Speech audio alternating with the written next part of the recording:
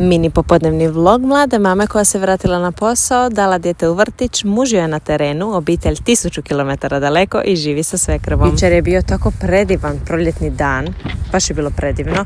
Danas sam u zimskoj jakni. Kako je biti normalan? Auto prljav. Oj, da me muž vidi. Uopće nisam čupala. Znači danas mi je dan na poslu prošao toliko brzo da ja već moram ići u vrtić, a kao da sam sad bila. Idem po njega u vrtić i onda idemo u grad na kavu. Nisam bila u gradu na kavi, ne pamtim. Po prozoru sveti jedan ključ za sreću koji ni jedna vrata ne otvara. Zabava mi je u glavi, na nju nisam pozvanjala.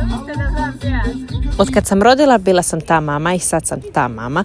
Da preslačim i hranim dijete i šta god mu je potrebno radim bilo gdje. Tako da sam ga i sada presvukla u garaži jer je u vrtiću sprljao ne jednu nego dvije kolice. Da, pokazujem vam kolica iz Baby centra, Jules kolica, valjda se tako čita, najbolja kolica ikad prelagana i u sekundi ih raskopite. Gospodinu smo išli kupiti kapu i neke igračke, ali nisu mu igračke toliko zanimljive koliko štap ili pjesak ili trava. Otišli smo na tursku kavu i burek ovaj uopće nije bio dobar i onda smo svratili u pekaru i išli doma.